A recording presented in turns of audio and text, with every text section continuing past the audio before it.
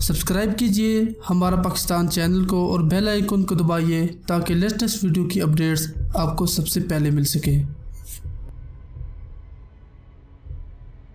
السلام علیکم ناظرین، کیا ہمیں پاکستان کے چند سال بعد بھارتی حکومت نے ایک خوفناک منصوبہ بنایا جس کا مقصد کشمیر پر حملہ کر کے اس پر قبضہ کرنا تھا۔ ناظرین، اگر یہ سازش کامیاب ہو جاتی تو بھارت کی سرحدیں اسلام آباد سے چند کلومیٹر تک آ جاتی اور آج کوہوٹا کے مقام پر جو ہمارا ایٹمی مراکز ہے وہ بھارت کے براہ راست حملے کا شکار ہو جاتا۔ اس کے علاوہ یہ بھی ممکن ہے کہ ہمارے حکمرانوں کو اپنا دارالخلافہ بنانے کا فیصلہ اسلام آباد نہ کر پاتے اور قائد اعظم جس کشمیر کو ہمارا شہرک کہتے آ رہے تھے وہ شہرک کٹ جاتی۔ وہ یہ کہ قومی پاکستان سے قبل نہرو خاندان کو یہ غلط فہمی تھی کہ پاکستان جس بے سر و سامانی کی حالت میں قائم ہوا ہے وہ تھوڑے عرصے کے اندر ٹوٹ جائے گا، اور جو قائد اعظم آج الگ خطہ زمین کے اصول کے لیے کوشاں ہے وہ ہاتھ جوڑ کر کہے گا کہ ہمیں اپنے ساتھ ملا لو۔ لیکن غیور مسلمانوں نے جب بھارت کا یہ خواب پورا نہ ہونے دیا تو بھارتی حکومت نے آزاد کشمیر کے باقی ماندہ حصے پر بھی قبضہ کرنے کا فیصلہ کر لیا۔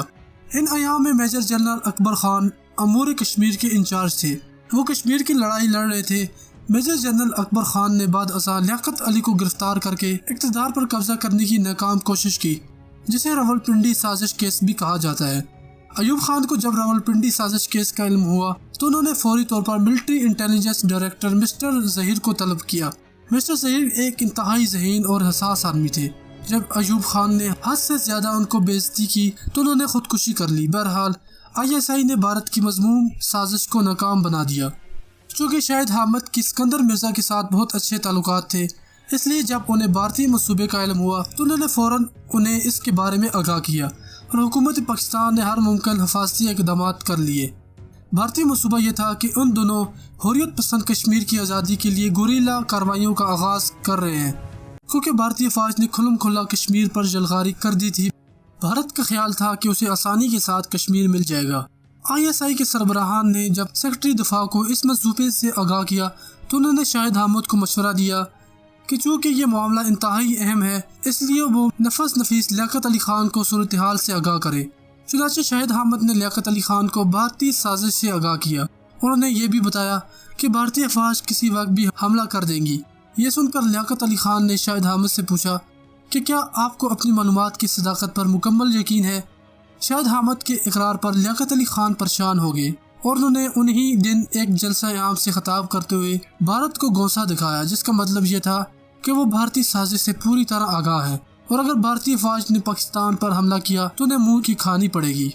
اسی شام لیاقت علی خان نے ISI کے ہیڈ کوارٹر کا دورہ کیا اور انہوں نے اس خفیہ ادارے کی کارکردگی کی تعریف کرنے کے بعد اسے مزید فعال بنانے کے لیے جدید خطوط پر استوار کرنے کا حکم دے دیا۔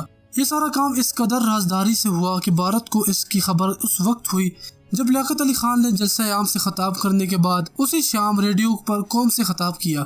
لیاقت علی خان کی تقریر سن کر پوری قوم حیران رہ گئی اور بھارت نے پاکستان پر حملہ کرنے کا فیصلہ تبدیل کر لیا۔ ISI کا اس نوعیت کا ایک کارنامہ یہ بیان کیا جاتا ہے کہ اس نے 1986 میں بھارتی منصوبے براس ٹیک کو افشا کیا، جس کا مقصد جنگی مشقوں کے دوران پاکستان پر حملہ کرنا تھا۔ واضح رہے کہ یہ شاہد حامد جن دنوں ISI کے سربراہ تھے ان دنوں وہ برگیڈیئر کے عہدے پر بھی فائز تھے۔ ناظرین، آپ کو ISI کا یہ پہلا کارنامہ کیسا لگا جو ISI نے بھارتی سازش کو ناکام بنا کر اپنے ملک کا دفاع کیا اور آج ہم محفوظ ہیں؟ ناظرین، ISI ہمارے ملک کی پہلی اور آخری دفاع کی لائن ہے۔ دشمن اسے کبھی بھی توڑ نہیں سکے گا، لیکن دشمن نما دوست جو ہمارے ہی ملک میں بیٹھ کر ہمارے اداروں کو کمزور کر رہے ہیں وہ اس سازش میں ہمیشہ آگے رہتے ہیں۔ ناظرین، آپ کو یہ ویڈیو کیسی لگی؟ آپ اپنی قیمتی رائے دینے کے ساتھ ساتھ اپنے دوستوں کے ساتھ شیئر کیجیے۔ ہمیں اجازت دیجیے۔ خدا حافظ۔